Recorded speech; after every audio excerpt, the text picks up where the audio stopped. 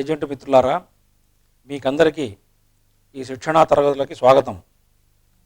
ఇప్పుడు మనం 6వ అధ్యాయమైన పొదుపు పథకాలు లేదా పొదుపు ఉత్పత్తులు అనే విషయాన్ని గురించి ఇవాళ మనం చర్చించబోతున్నాం. ఇందులో రకరకాల పొదుపు పథకాలు మనకి మార్కెట్లో లభ్యం ఉన్నాయి. వాటిని గురించి మనం వివరంగా ఇప్పుడు చర్చించబోతున్నాం. మొట్టమొదటిగా ఈ అధ్యాయంలో ముఖ్యంగా మనం తెలుసుకోబోయే విషయాలు ఏమిటంటే, పొదుపు పెట్టుబడిని గురించిన సలహాల ప్రాముఖ్యత అవసరం. ఏ వ్యక్తికైనా ఇంకో వ్యక్తి ఎందుకు పొదుపు చేయాలి, పొదుపు యొక్క ప్రాముఖ్యత ఏమిటి అన్నటువంటి సలహాల అవసరం ఎంతైనా ఉంటుంది. వాటి యొక్క ప్రాముఖ్యత ఏమిటి అని కూడా మనం ఇప్పుడు తెలుసుకోబోతున్నాం. ఇక రెండవది, ఒక వ్యక్తి పొదుపు చేయడాన్ని నిర్ణయించే అంశాలు ఏమిటి, ఎందుకని అతను పొదుపు చేస్తాడు, దానికి ముఖ్యమైన కారణం ఏమిటి అన్నటువంటి విషయాలు కూడా మనం చర్చించబోతున్నాం. ఇక పొదుపు ఉత్పత్తుల అమ్మకాలు మరియు వాటి లక్షణాలు, ప్రయోజనాలు ఏమిటి, దాని గురించి కూడా మనం తెలుసుకోబోతున్నాం. ఇకపోతే పొదుపు ఉత్పత్తుల్లో రకాలు ఏమిటి, ఎన్ని రకాల పొదుపు ఉత్పత్తులు మార్కెట్లో ఉన్నాయి, అవి ఏ రకంగా మనకు ఉపయోగపడతాయన్న విషయాన్ని గురించి కూడా మనం ఇప్పుడు ఆలోచించబోతున్నాం. ఇక పొదుపు ఉత్పత్తులకు సంబంధించి పన్ను మరియు ద్రవ్యోల్బణ పరిణామాలు, అంటే పొదుపు చేయడం వల్ల కొంతవరకు ఆదాయ పన్ను రాయితీ మనకు లభిస్తుందని చాలామందికి తెలుసు. దాని యొక్క ఎఫెక్ట్ ఏమిటి, దాని యొక్క ప్రభావం ఏమిటి, అలాగే ద్రవ్యోల్బణం అంటే ఇన్ఫ్లేషన్ యొక్క ఎఫెక్ట్ ఏమిటి అన్నదాని గురించి కూడా మనం తెలుసుకోబోతున్నాం.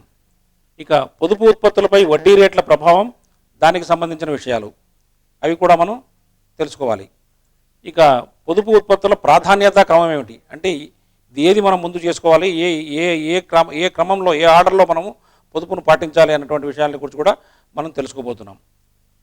మొట్టమొదటిగా పొదుపు పెట్టుబడిని గురించిన సలహా ఇవ్వవలసిన అవసరం ఏమిటి, అసలు ఏ వ్యక్తికైనా పొదుపును గురించిన సలహా ఇవ్వవలసిన అవసరం ఎందుకు వస్తుంది అని మనం ఆలోచిస్తే, పొదుపు పథకాల గురించి అవగాహన లేకపోవడం. చాలామందికి ఎందుకు మనం పొదుపు చేయాలి, ఎందుకు మనం ఖర్చు పెట్టకూడదు, మనకు భవిష్యత్తులో రాబోయే అవసరాలు ఏమిటి అన్న విషయాల గురించి సాధారణంగా ఒక అవగాహన కానీ పరిజ్ఞానం కానీ, ఏ పొదుపు పథకాలు మనకు ఉపయోగపడతాయన్నటువంటి విషయ పరిజ్ఞానం ఉండదు. అందువల్ల ఎవరో ఒకరు వారిని ప్రోత్సహించాలి, వాళ్ళకి పొదుపు గురించి తెలియజేయాలి. అందుకని ఈ అవసరం ఏర్పడుతుంది. అందులో మనం ఆలోచిస్తే దూరదృష్టి లేకపోవటం, ప్రస్తుత అవసరాలకే ప్రాధాన్యత ఇవ్వటం, అంటే ఇప్పుడు మనకి ఏదైతే వెంటనే అవసరంగా కనబడుతుందో దానికి ప్రాధాన్యత ఇచ్చేయడం, దానికి ఖర్చు పెట్టడం, రేపటి భవిష్యత్ పరిస్థితి ఏమిటి అని ఆలోచించకపోవడం. ఇక ఆకర్షణీయంగా కనబడే వస్తువుల్ని అవసరం లేకపోయినా అనవసరంగా కొనేస్తూ ఉంటారు కొంతమంది. ఏదో పక్కింటి వాళ్ళు ఏదో టీవీ కొన్నారు, లేదా ఏదో ఇంకొకటితో కొన్నారు, మనం కూడా కొనేద్దాం. మనకు అది అవసరం ఉందా లేదా, లేదా మనకేదో వెహికల్ కావాలన్నా వద్దా, మనం నడిచి వెళ్ళగలిగితే కూడా ఆఫీస్కి మనం కూడా ఓ వెహికల్ ఉండాలి, అది ఒక స్టేటస్ సింబల్ లేదా హోదా ఉండాలన్నటువంటి ఒక పరిస్థితితో ఆ రకంగా అవసరం ఉన్నా లేకపోయినా కూడా మనం కొన్ని వస్తువులు కొనేస్తుంటాం. అంటే దానివల్ల మనం తర్వాత దాన్ని ఉపయోగిస్తామా లేదా అన్నది ఆలోచించామన్నమాట. అదే సొమ్ముని మనం ఒక రకంగా పొదుపులో పెడితే, అంతే సొమ్ముని మనం ప్రతి నెలా పొదుపు చేయగలిగితే ఎంతో కొంత మన భవిష్యత్తు ఉపయోగాలకి చాలా ఉపయోగపడుతుంది. అత్యవసర పరిస్థితుల్లో ఒక నిధిగా కూడా మనకు అది పనికొస్తుంది. ఆ విషయాన్ని గురించి సామాన్యంగా చాలామంది ఆలోచించరు. ఇకపోతే ఇప్పుడు అందుకని అనుభవజ్ఞులైన ఏజెంట్లు, బీమా ఏజెంట్లు కానివ్వండి, పొదుపు పథకాలు చెప్పే ఏజెంట్లు కానివ్వండి, వీరికి తెలియజెప్పాలి, ఈ పొదుపు యొక్క అవసరాల గురించి సలహాలు ఇవ్వాలి. దాంట్లో మనం చెప్పాల్సిన ముఖ్యమైన విషయాలు ఏంటంటే, పిల్లల చదువులు, వివాహాలు, ఇక సొంత ఇల్లు కొనే కళ ఏదైనా ఉంటే దానికోసం మనం ఏదో ఏర్పాటు చేయాలి. ఇంకా తర్వాత ప్రతి ఒక్క వ్యక్తి కూడా 60 ఏళ్ల తర్వాత ఇక సంపాదన శక్తి తగ్గిపోతుంది, అతను ఉద్యోగస్తుడైతే రిటైర్ అయిపోతాడు. అటువంటిప్పుడు పదవీ విరమణ చేసిన తర్వాత కూడా వారికి ఇదే రకమైన ఒక జీవన ప్రమాణాలు కొనసాగాలి అంటే దానికి కూడా ఏదో ఒక ఏర్పాటు చేసుకోవాలి. దానికోసం కూడా వాళ్ళు ఒక నిధి ఏర్పాటు చేసుకోవాలి. ఇటువంటి విషయాల గురించి ఎవరో ఒకరు వారికి సలహా ఇవ్వాలి. సామాన్యంగా బీమా ఏజెంట్లు ఇటువంటి విషయ పరిజ్ఞానం కలిగి ఉంటారు కనుక వాళ్ళు సలహాలు ఇవ్వడం చాలా మంచిది. ఇకపోతే మార్కెట్లో లభ్యమయ్యే ఉత్పత్తుల గురించి సమాచారం, అవగాహన లేకపోవడం మనం అనుకున్నాం. అట్లాగే ఏ పొదుపు పథకాలు ఉన్నాయి, బీమా పథకాలు ఉన్నాయా, లేకపోతే ఎన్ఎస్సీ లాంటి ఉంటాయా, ఏమున్నాయని కూడా చాలామంది ఆలోచించకపోవడం, దాని గురించి తర్వాత ఎప్పుడో చూసుకుందాలే అన్నటువంటి ఒక ఉపేక్ష అలా ఉంటుందన్నమాట. అందువల్ల కూడా తెలియకపోవడం. తర్వాత బీమా ఏజెంట్లు, సలహాదారులు వాళ్ళకి చెప్పగలరు. ఎందుకంటే వారికి మార్కెట్లో లభించే వివిధ రకాల పొదుపు పథకాలు, కేవలం బీమా పథకాలు మాత్రమే కాకుండా ఎన్నో సేవింగ్స్ పథకాలు కూడా గురించి కూడా వాళ్ళకి ఐడియా ఉంటుంది కనుక వాళ్ళు తప్పకుండా వారికి సలహా ఇవ్వగలరు. అటువంటి తప్పక సలహా ఇవ్వాల్సిన బాధ్యత కూడా ఆ ఏజెంట్ల మీద ఉంది. వారికి అది మంచి వ్యాపారాన్ని కూడా సేకరించడానికి ఒక అవకాశంగా ఉపయోగపడుతుంది. ఇంకా ఏం చెప్పాలంటే ఏజెంట్లు ఏ ఏ వ్యక్తికి ఏ అవసరం, ఏ రకమైన పొదుపు పథకం సరిపోతుంది అని వాళ్ళ అవసరాలకు పోల్చాలి, దానికి జోడించి దీన్ని చెప్పాలి. అప్పుడు కరెక్ట్గా అతని అవగాహన వస్తుందన్నమాట. అంటే దాని గురించి తెలుస్తుంది. ఎందుకని మనకి ఇది పథకం గురించి చెప్తున్నాడు ఈయన, నాకున్న అవసరాలు ఏమిటని అతను కూడా గుర్తించడం మొదలు పెడతాడు. అలాగే వ్యక్తుల ఆదాయ పన్ను వివరాలు, ఇక ముఖ్యంగా కావాల్సింది ఏమిటంటే మనకి ఆదాయ పన్ను రాయితీలు కొన్ని దొరుకుతాయి. సేవింగ్స్ చేయడం వల్ల ఆదాయ పన్ను రిబేట్ అంటే ఇన్కమ్ ట్యాక్స్ రిబేట్ మనకు దొరుకుతుంది కనుక దానికి రకరకాల మనం పథకాల్లో పెట్టుబడులు పెట్టచ్చు. ఆ ఆదాయ పన్ను వివరాలు కూడా తెలుసుకుని దానికి కావాల్సినటువంటి ఒక ఏర్పాటు కూడా ఏజెంట్లు చేయించాలి వాళ్ళతో. అంటే బీమా ఏజెంట్లైన వారు భావి పెట్టుబడిదారులకి తమ ఆర్థిక ప్రణాళిక చాతుర్యాన్ని ఉపయోగించి వారి వారి అవసరాలకు తగినట్టుగా ఉపయోగకరంగా పొదుపు చేయడానికి ప్రోత్సహిస్తూ వారికి ఎలా చెప్పాలంటే, మీరు ఏదో ఇవాళ ఇన్వెస్ట్ చేసేయండి 3 వస్తుంది 4 ఎక్కువ రాబడి వస్తుందని మాత్రం చెప్పకండి. వారి యొక్క జీవిత అవసరాలను గురించి కూడా చెబుతూ, పన్ను రాయితీల గురించి కూడా చెబుతూ అన్ని విషయాల్ని వివరంగా వివరించాలి. అంతేగాని ఏదో ఇవాళ పెట్టుబడి పెట్టేయండి 5 ఏళ్ల తర్వాత డబల్ అయిపోతుంది, ట్రిపుల్ అయిపోతుందని మాత్రం అటువంటి తప్పుడు సలహాలు ఇవ్వకూడదు. లేదా రాబడులు ఎక్కువైతే అనేటువంటి కేవలం రాబడి కూర్చే వారికి చెప్పడం చాలా పొరపాటుది, అలా చేయకూడదు. తర్వాత ఇక వ్యక్తుల పొదుపు చేసే అవసరాలకు సంబంధించిన అంశాలు ఏమిటి అని మనం ఆలోచిద్దాం. ఎందువల్ల వ్యక్తులు పొదుపు చేయాల్సి వస్తుంది, ఏ ఏ అవసరాలు వారికి ఉంటాయి, ఈ విషయాన్ని గురించి కూడా మనం కొంత ఆలోచించాలి. ఇక్కడ మనం వ్యక్తులకు సాధారణంగా కావాల్సిన పొదుపు అవసరాలు ఇంకా ప్రత్యేకంగా వాటి ఆవశ్యకతల గురించి చర్చిద్దాం. అదేమిటంటే మనకి మామూలుగా 2 రకాల వ్యక్తులు ఉంటారు. ఎవరంటే పెట్టుబడికి మూలధనం లేనివారు, వీళ్ళే ఎక్కువ మంది ఉంటారు మార్కెట్లో. ఇక పెట్టుబడికి బాగా ధనవంతులైన వ్యక్తులు, ఎంతైనా పెట్టుబడి పెట్టుకున్నటువంటి వ్యక్తులు, దాని మీద ఎంతైనా వడ్డీ సంపాదించాలన్నటువంటి ఆశగల వ్యక్తులు కూడా కొందరు ఉంటారు. అంటే 2 రకాల వ్యక్తులు ఉంటారు అనమాట. పెట్టుబడికి మూలధనం లేనివారు, పెట్టుబడి పెట్టగల ఆర్థిక స్తోమత గలవారు. ఇటువంటి వాళ్ళు ఉంటారు కనుక వారికి తగిన పథకాలు మనం చెప్పగలగాలి. కొన్ని పథకాల్లో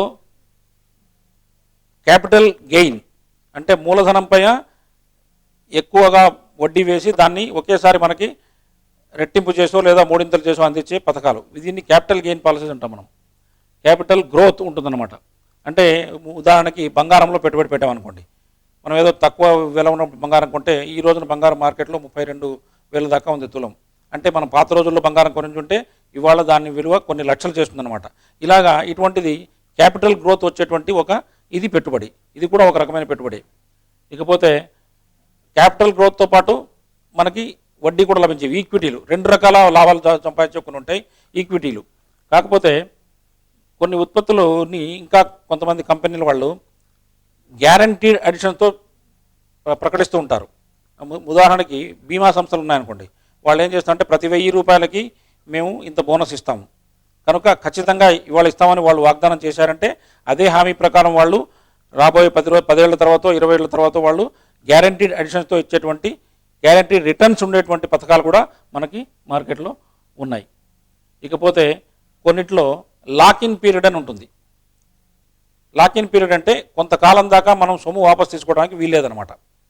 ఎందుకని, ఇప్పుడు మనకి మ్యూచువల్ ఫండ్లు అటు ఉన్నాయి, వాటిలో ఏమిటంటే మొదటి సంవత్సరాల ఖర్చులు చాలా ఉంటాయని చెప్పేసి వాళ్ళు అసలు 5 ఏళ్ల దాకా మనకి ఏ సొమ్ము కూడా వాపసు ఇవ్వరు. 5 ఏళ్ల తర్వాతే మీకు ఏదైనా మార్కెట్లో దాని విలువ ఎంత ఉందో తీసుకుని ఎన్ఏవి అంటారు, నెట్ అసెట్ వాల్యూ అని, దాని ప్రకారం లెక్కేసి వాటిని వాపసు. మ్యూచువల్ ఫండ్లు కానీ యూనిట్ లింక్ ప్లాన్లు కానీ ఇటువంటి పథకాలు ఏమిటంటే లాక్ ఇన్ పీరియడ్ అంటే కొంతకాలం దాకా మీరు మమ్మల్ని ఏమి డబ్బులు రక్కండి మేము ఇవ్వమని చెప్పేసి ముందే అది ఒక రూల్గా చేసేసారు. ఇప్పుడు మనకి ఉన్న దీని ప్రకారం యూలిప్ పాలసీల్లో 5 ఏళ్ల దాకా మనం డబ్బు వాపసు తీసుకోవడానికి వీల్లేదు. అలాగే ఇంకా కొన్ని వాటిలో మీరు వాపసు తీసుకున్నారనుకోండి, బ్యాంక్ ఫిక్స్డ్ డిపాజిట్ లాంటివి ఉంటాయి. ఇటువంటి సొమ్ము మీరు వాపసు తీసుకుంటే ఏమవుతుంది, వాళ్ళు దానిపైన పెనాల్టీ వేస్తారు. ఎందుకంటే ఎగ్జిట్ లోడ్ అని చెప్పేసి, నిష్క్రమణ శుల్కం అంటాం దాన్ని. ఎగ్జిట్ లోడ్ ఎందుకు చేస్తారంటే మీరు 5 ఏళ్ళని ఒప్పుకున్నారు ముందు, మళ్ళీ 3 ఏళ్ళకి మీరు డబ్బు వాపసు అడుగుతున్నారు కాబట్టి మీకు కొంత పెనాల్టీ చెల్లించండి అని వడ్డీ తగ్గించి మనకి వాపసు చేస్తారు. ఇటువంటి పథకాలు కూడా మనకి మార్కెట్లో ఉన్నాయి. ఇకపోతే అన్ని పొదుపు పథకాలు మనం ఇప్పటిదాకా చాలా విషయాల గురించి చర్చించాం, కానీ అన్ని పొదుపు పథకాల్లోనూ లాభాలే వస్తాయని మీరు అనుకోవాల్సిన వీల్లేదు. కొన్నిసార్లు నష్టాలు వచ్చే ప్రమాదం కూడా ఉంటుంది. అది అటువంటి వాటికి కూడా మనం ధైర్యంగా నిలబడే ఒక స్థైర్యం కావాలి. దాన్ని రిస్క్ అపిటైట్ అంటారు. రిస్క్ దాహం అంటే ఇప్పుడు బాగా యంగ్స్టర్స్ ఉంటారు అనుకోండి, వాళ్ళ దగ్గర సొమ్ము ఉంది. ఇప్పుడు ఈ రోజుల్లో మనకు సాఫ్ట్వేర్ ఇంజనీర్లు ఉన్నారు, వాళ్ళ దగ్గర పెట్టుబడి పెట్టడానికి చాలా డబ్బు ఉంది. ఒకవేళ పోతే కూడా వాళ్ళేది దాన్ని మార్కెట్లో మనకు నష్టం వచ్చినా కూడా వాళ్ళు భరించగలిగిన ఒక స్థైర్యం ఉందన్నమాట. స్థైర్యం ఉంది కాబట్టి అటువంటి దాన్ని రిస్క్ అపిటైట్ అంటాము. అటువంటి వాళ్ళు ఈ రిస్క్ తీసుకోవడానికి ఉంటే కనుక మనకు లాభం కూడా బాగా సంపాదించవచ్చు. అంటే షేర్ మార్కెట్ బాగా పెరిగిందనుకోండి, అప్పుడు దాని మీద ఎక్కువ లాభాలు మనకు వస్తాయి. ఒకవేళ పడిపోయిందనుకోండి, మన నష్టాలు కూడా ఎదుర్కోవాల్సి వస్తుంది. కనుక ఎప్పుడూ లాభాలే వస్తాయన్నటువంటి విషయం కూడా సరికాదు. ఆ విషయం కూడా ఏజెంట్లు అయిన వారు వాళ్ళకి తెలియజెప్తూ ఉండాలి. అటువంటి రిస్క్ ఏమైనా తీసుకుంటే ఇటువంటి ప్రమాదం కూడా ఉంది కనుక మీరు ఆ నష్టాన్ని తట్టుకోగల మనస్థైర్యం మీకుందా అన్నటువంటి ఒక ప్రశ్న కూడా వాళ్ళని మనం వేయవలసి ఉంటుంది. ఇకపోతే ఇప్పుడు పొదుపు పథకాలలో ఏ రకాలు ఉన్నాయి అని మనం ఆలోచిస్తే దాన్ని మొట్టమొదటిది జీవిత బీమా. ఇది లైఫ్ ఇన్సూరెన్స్. ఇది మనందరికీ తెలిసిన విషయమే. ఒక వ్యక్తి ఎంతో కొంత మిగులుస్తూ పోతే బ్యాంక్ అకౌంట్లో అయితే ఎంత అతను సేవ్ చేస్తాడో అంతే ఉంటుంది. అదే జీవిత బీమాలో అయితే ఆయనకు ఒక ఆస్తి లాంటిది ఏర్పడుతుంది. ఈ రోజున ప్రీమియం కడుతూ ఉండి మధ్యలో అతను సడన్గా మరణిస్తే అతని కుటుంబానికి ఒక పెద్ద మొత్తం అంతుంది కనుక జీవిత బీమా అన్నది ప్రతి ఒక్కళ్ళకి ముఖ్యమైనది. జీవిత బీమా, నెక్స్ట్ బ్యాంక్ డిపాజిట్లు, ఇక మ్యూచువల్ ఫండ్లు, అలాగే షేర్లు, బాండ్లు, పోస్ట్ ఆఫీస్ పొదుపు పథకాలు. ఇన్ని రకాల పథకాలు మనకి మార్కెట్లో ఈనాడు అవుతున్నాయి. అలాగే ఇక పోస్ట్ ఆఫీస్ దాంట్లో మనం వివరంగా పోతే జాతీయ పొదుపు సర్టిఫికెట్లు ఉన్నాయి, అంటే ఎన్ఎస్సి, అలాగే కిసాన్ వికాస్ పత్రా ఉన్నాయి, కేవీపీ, పబ్లిక్ ప్రావిడెంట్ ఫండ్ ఉంది, పీపీఎఫ్ అంటారు దీన్ని. తర్వాత పోస్ట్ ఆఫీస్ సేవింగ్స్ డిపాజిట్స్ ఉన్నాయి. అందులో ఇంకా రికరింగ్ డిపాజిట్ పథకాలు ఉన్నాయి. ప్రతి నెల కొంత సొమ్ము చెల్లిస్తూ ఉండాలి. అలాగే పోస్ట్ ఆఫీస్ నెలసరి ఆదాయ పథకం, మంత్లీ ఇన్కమ్ స్కీమ్, ఎంఐఎస్ అంటారు, ఇది కూడా ఉన్నది. అలాగే వయోవృద్ధ నాగరికులకు కూడా, అంటే సీనియర్ సిటిజన్ స్కీమ్ అని చెప్పి సపరేట్గా పెట్టారు. కొద్దిగా వడ్డీ రేటు ఎక్కువ ఇస్తారు వాళ్ళకి, అది కూడా ఒక పథకం ఉన్నది. అలాగే ఇంకా నెక్స్ట్ మనకి మామూలుగా చాలా అనూచానంగా వస్తున్న ఒక పద్ధతి ఏమిటంటే వెండి బంగారంలో కొంత నిల్వలు పెట్టడం అన్నది. ఇది కూడా ఒక రకమైన పొదుపు పథకమేనని మనము చెప్పొచ్చు. ఇన్ని రకాల పొదుపు పథకాలు మనకి మార్కెట్లో ఈనాడు దొరుకుతున్నాయన్నమాట. ఇక పొదుపు పథకాలపై ఆదాయ పన్ను మరియు ద్రవ్యోల్బణం, ఈ రెండింటి యొక్క ప్రభావం ఏమిటి, ఇవి ఏ రకంగా పొదుపు ఉత్పత్తుల్ని ప్రభావితం చేస్తాయి అని మనం ఆలోచిస్తే, ఆదాయ పన్ను చట్టం 1961లో మనకి దాని ప్రకారం కొన్ని రకాల పొదుపు పథకాల్లో మనం పెట్టుబడి పెడితే 80cc, 80D, 80DD అని, 80 ఇంకా 24B అని ఈ సెక్షన్ల ప్రకారం రకరకాల పన్ను మినహాయింపులు ఉన్నాయి. వాటన్నిటికీ మొత్తం ₹1,00,000 దాకా మనకి సేవింగ్స్ చేసుకునే అవకాశం ఉంది. దానికి మనకి పన్ను రాయితీ లభిస్తుంది. ఇకపోతే వ్యక్తుల ఆదాయం మరియు పొదుపులపై ద్రవ్యోల్బణం యొక్క ప్రభావం చాలా ఎక్కువగా ఉంటుంది. ద్రవ్యోల్బణం అంటే డబ్బు విలువ పడిపోతూ ఉంటుంది ప్రతిసారి. మనం ఇప్పుడే మన జీవితంలోనే మనం చూస్తున్నాం. ఒకప్పుడు ₹10 ఉన్న వస్తువు ఇవాళ ₹40, ₹50 అయింది. అలాగా ప్రతి ఒక్క దాని ధరలు పెరిగిపోతూ ఉంటాయి. దాన్ని ద్రవ్యోల్బణం అంటాం. అందుకని మనం ఎప్పుడైనా పొదుపు చేసేటప్పుడు ఇవాళ ఒక ₹100 పెడితే చాలే అనుకుంటే మనకు 10 ఏళ్ల తర్వాత దాని విలువ చాలా తక్కువగా వస్తుంది. అందుకని మనం పొదుపు పథకాల్లో ఎప్పుడైనా కూడా ద్రవ్యోల్బణాన్ని తప్పకుండా లెక్కలోకి తీసుకోవాలి. ఈ ద్రవ్యోల్బణం ఎఫెక్ట్ వల్ల మనకి ఎంత సొమ్ము రావాలంటే ఆ రకంగా మనం పొదుపును గురించి ఆలోచించాలి. లేదా ఆ రకంగా మనం జీవిత బీమా తీసుకున్నా కూడా అలాగే ఆలోచించాలి. ఇవాళ కేవలం ₹1,00,000 పాలసీ అంటే ఏం ఉపయోగం లేదు. కొన్నేళ్ల తర్వాత అది 10 లక్షల విలువ చేయొచ్చు. ఆ రకంగా మనము ద్రవ్యోల్బణం యొక్క ఎఫెక్ట్ను కూడా మన యొక్క సేవింగ్స్ మీద ఆధారపడి ఉంటుంది కనుక దాన్ని కూడా మనం లెక్కలో తీసుకుని ఆ రకంగా మనం పొదుపు పథకాలని గురించి ఆలోచించాలి. ఇకపోతే ఈ లెక్కలో తప్పులు తీసుకోవాలి. తర్వాత పొదుపు ఉత్పత్తులపై వడ్డీ రేట్ల పరిణామాలు ఏమిటి?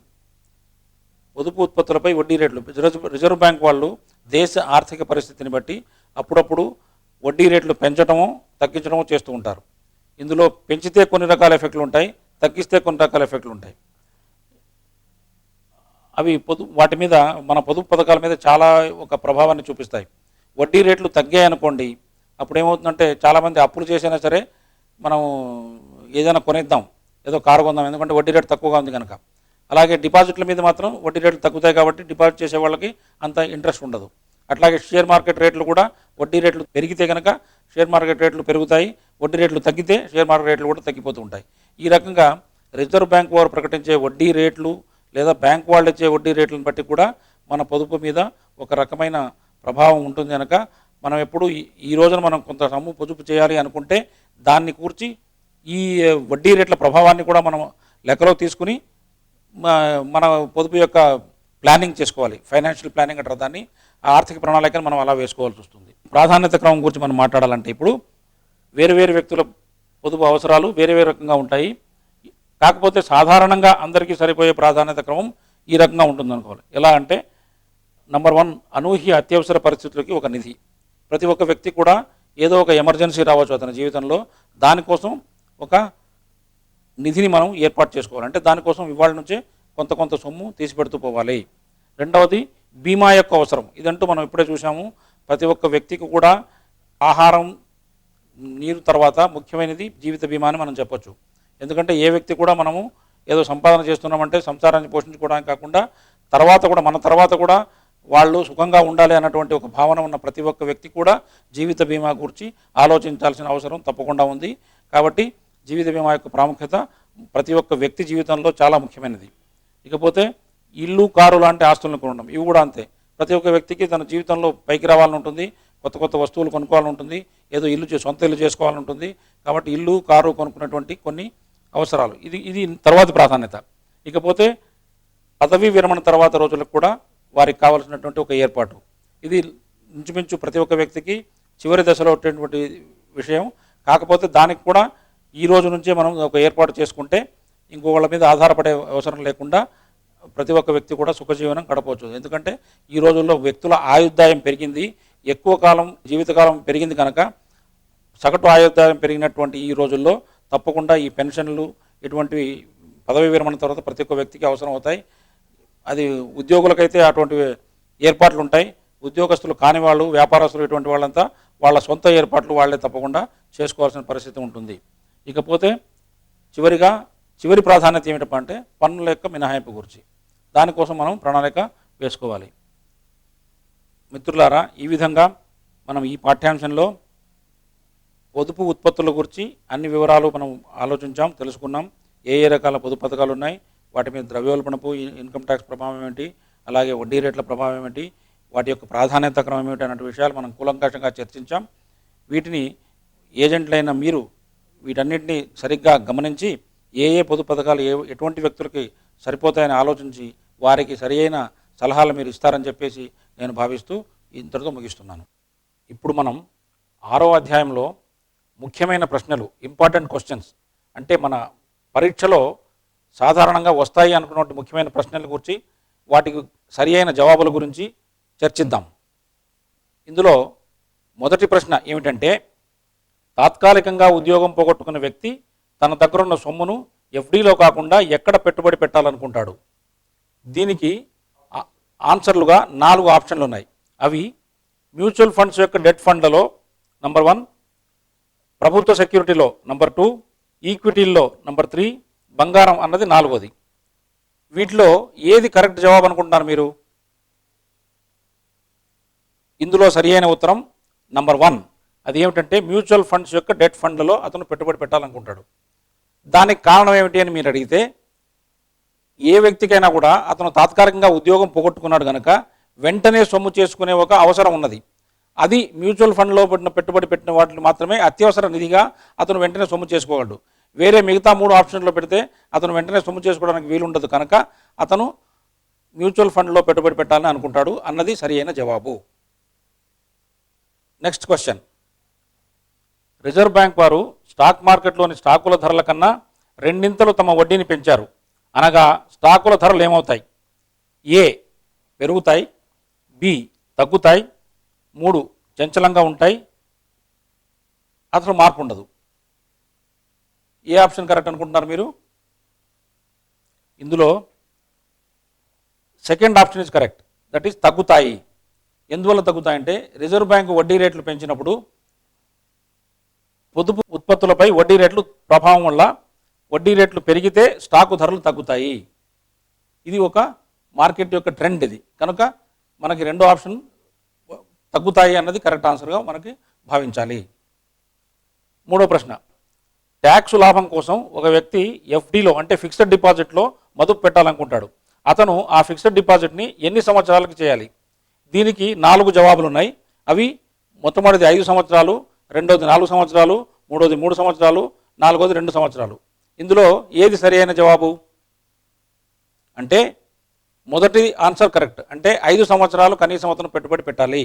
ఫిక్స్డ్ డిపాజిట్లో ఆదాయ పన్ను రాయితీ రావాలి అంటే అతను తప్పకుండా 5 ఏళ్ళు కానీ 10 ఏళ్ళు కానీ ఆ ఎఫ్డీని కంటిన్యూ చేయాలన్నది అది ఒక రూలు. కనుక అతను 5 సంవత్సరాలు కనీసం పెట్టుబడి పెట్టి తీరాలి. ఇక 4వ ప్రశ్న. రమేష్ పోస్టాఫీస్ పొదుపు పథకాల్లో సొమ్ము పెట్టాడు. వడ్డీ రేటు 6%గా వాళ్ళు నిర్ణయించారు. రాబోయే సంవత్సరాల్లో వడ్డీ రేటు ఎలా మారుతుంది? దీని ఆప్షన్స్: క్రమేపీ పెరుగుతుంది, క్రమేపీ తగ్గుతుంది, స్థిరంగా ఉంటుంది, మార్కెట్ హెచ్చుతగ్గులు అనుసరించి మారుతుంది. ఏది కరెక్ట్ అనుకుంటున్నారు? ఇందులో ఏ మార్పు ఉండదు. అది ఆ ఆన్సర్ కరెక్ట్. ఎందుకంటే పోస్ట్ ఆఫీస్ వారు కానీ ఎవరైనా ఒకసారి మొట్టమొదటి మనం పెట్టుబడి పెట్టేటప్పుడు ఏ వడ్డీ రేట్ అయితే నిర్ణయిస్తారో అది చివరి దాకా 5 ఏళ్ళు కానీ 10 ఏళ్ళు కానీ అలాగే కొనసాగుతుంది. అందులో ఏ మార్పు ఉండదు. అది మార్కెట్ను అనుసరించి మారేటటువంటిది కాదు. కనుక మార్పు ఉండదు అన్నది సరైన జవాబు. 5వ ప్రశ్న. కిసాన్ వికాస్ పత్రాల్లో సొమ్ము పెట్టుబడి పెట్టదలుచుకుని ఒక వ్యక్తి ఏ ఆఫీసుకి వెళ్తాడు? ఆప్షన్స్: బీమా కార్యాలయం, post office, internet, mutual fund office. అతను కిసాన్ వికాస్ పత్రాల్లో పెట్టుబడి పెట్టాలనుకుంటున్నాడు. అది ఎక్కడ దొరుకుతాయి అనుకుంటారు మీరు? మనందరికీ తెలిసిన విషయం ఏది, పోస్ట్ ఆఫీస్ వాళ్ళే కిసాన్ వికాస్ పత్రాలు అమ్ముతున్నారు. కాబట్టి పోస్ట్ ఆఫీస్కి వెళ్తాడు కానీ మిగతా ఏ ఆఫీస్కి అతను వెళ్ళడు. కనుక పోస్ట్ ఆఫీస్ అన్నది సరైన జవాబు. ఇక 6వ ప్రశ్న. బ్యాంకుల్లోని ఫిక్స్డ్ డిపాజిట్కి క్యుములేటివ్ డిపాజిట్కి కల ఒకే రకమైన లక్షణం ఏమిటి? మీ ఆప్షన్స్: ఏ గ్యారంటీలు, బి ట్యాక్సులు, సి కాలపరిమితి, డి లాకిన్ వ్యవధి. ఇందులో సరైన ఆన్సర్ ఏది? ఏ గ్యారంటీలు. ఎందుకనంటే ఫిక్స్డ్ డిపాజిట్ కానీ క్యుములేటివ్ డిపాజిట్ కానీ గ్యారంటీగా ఇంత వడ్డీ ఇస్తామని వాళ్ళు ముందే చెప్తారు కనుక అది సరైన జవాబు. 7వ ప్రశ్న. బంగారాన్ని గోల్డ్ ఈటీఎఫ్లుగా మార్చుకోవడం వల్ల లాభం ఏమిటి? ఈ రోజుల్లో బంగారంలో పెట్టుబడి పెట్టకుండా గోల్డ్ ఈటీఎఫ్లో పెట్టే ఒక సౌకర్యం దొరికింది. అందులో పెట్టడం వల్ల లాభం ఏమిటి అని మన ప్రశ్న. దానికి జవాబులుగా ఆప్షన్స్ ఏమిటంటే: వెంటనే సొమ్ము లభించడం, బంగారం విలువ పెరుగుదల, శుభ్రత, మార్పిడి లాభం పెరుగుదల. ఇందులో ఏది కరెక్ట్ ఆన్సర్ అనుకుంటున్నారు? అతను బంగారాన్ని గోల్డ్ ఈటీఎఫ్గా మార్చుకున్నాడు. అందువల్ల అతను వెంటనే ఎన్కాష్ చేసుకునే ఒక ఫెసిలిటీ ఉంటుంది కనుక ఆన్సర్ ఏ అన్నది కరెక్ట్. వెంటనే సొమ్ము లభించటం అది కరెక్ట్ అనమాట. ఇక 8వ ప్రశ్న. మ్యూచువల్ ఫండ్ స్కీమును ఎవరు నిర్వహిస్తారు? మీ జవాబులు ఆప్షన్స్ ఇలా ఉన్నాయి: మ్యూచువల్ ఫండ్ నిర్వాహక సంఘాలు, మ్యూచువల్ ఫండ్ నిర్వహణ విధానాలు, అసెట్ మేనేజ్మెంట్ కంపెనీలు, అసెట్ మెయింటెనెన్స్ కంపెనీ లిమిటెడ్ ఇలా ఉన్నాయి. దీనికి సరియైన జవాబు మ్యూచువల్ ఫండ్లని అసెట్ మేనేజ్మెంట్ కంపెనీలు నిర్వహిస్తాయి. కనుక option C is the correct answer. ఇక తర్వాత ప్రశ్న. ఒక వ్యక్తి యొక్క పొదుపు అవసరాలు ప్రధానంగా ఏ విషయంపై నిర్ధారించబడతాయి? దీనికి జవాబులుగా ఆప్షన్స్: పెట్టుబడికి కల మిగులు ధనం, ప్రస్తుత ఆస్తులు, ప్రస్తుత ఆర్థిక బాధ్యతలు, పెట్టుబడి కాల వ్యవధి ఇలా ఉన్నాయి. దీనికి సరియైన జవాబు 4వది, అంటే పెట్టుబడి యొక్క కాల వ్యవధి. ఎందుకనంటే అతను మ్యూచువల్ ఫండ్లో పెట్టుబడి పెట్టాక కొంతకాలం తప్పకుండా ఆగాల్సి వస్తుంది. కనుక పెట్టుబడి కాల వ్యవధి అంటే కనీసం ఇప్పుడు లాకిన్ పీరియడ్ లాగా ఉంటుంది కనుక 5 ఏళ్ళు కనీసం అతను ఆగాల్సి ఉంటుంది. కనుక పెట్టుబడి కాల వ్యవధి మీద ఆధారపడి దానిపై లాభాలు వస్తాయి. ఇది సరైన జవాబు. తర్వాత ప్రశ్న. పెట్టుబడులపై రాబడి లెక్కించేటప్పుడు ఎవరైనా ఈ విషయాలకై ఒక ఏర్పాటు చేయాలి. అవి ఏమిటి? వాటి ఆప్షన్స్ ఏంటంటే: ట్యాక్స్ చెల్లింపుకి మాత్రమే చేయాలి, ద్రవ్యోల్బణానికి మాత్రమే చేయాలి, ట్యాక్స్ మరియు ద్రవ్యోల్బణానికి కూడా ప్రొవిజన్ చేయాలి, ఏ ఏర్పాటు అవసరమే లేదు. మీ ప్రకారం ఇందులో ఏది సరైన జవాబు? కేవలం ట్యాక్స్ చూసుకుంటే సరిపోతుందా, లేదా ఓన్లీ ఇన్ఫ్లేషన్ అంటే ద్రవ్యోల్బణం మాత్రం చూసుకుంటే సరిపోతుందా? కాదు. కనుక ఆన్సర్ 3వది కరెక్ట్. అది ఏమిటంటే ట్యాక్స్ మరియు ద్రవ్యోల్బణం రెండింటినీ కూడా వాళ్ళు పరిగణనలోకి తీసుకోవాలి. ఇది సరైన జవాబు. ఇక తర్వాతి ప్రశ్న. ఈ క్రింది డిపాజిట్లలో దేనికి బ్యాంకు వారు వడ్డీని నెలకి లేదా 3 నెలలకి లేదా 6 నెలలకి లేదా వార్షికంగా చెల్లింపు చేస్తారు? మీ options: savings deposit, cumulative deposit, conventional deposit లేదా ఫిక్స్డ్ డిపాజిట్. కన్వెన్షనల్ డిపాజిట్ని సాంప్రదాయక డిపాజిట్ అని రాశాము. ఫిక్స్డ్ డిపాజిట్, ఈ నాలుగిట్లో ఏది సరైన జవాబు అనుకుంటారు మీరు? మూడవది సాంప్రదాయక డిపాజిట్ అంటే కన్వెన్షనల్ డిపాజిట్. దీని మీద బ్యాంకు వారు వడ్డీని 3 నెలలకు కానీ, నెలకు కానీ, 6 నెలలకు కానీ, సంవత్సరానికి కానీ మనం ఎలా కోరితే అలాగా వాళ్ళు ఇచ్చే ఏర్పాటు చేస్తారు. కనుక అది సరైన జవాబు.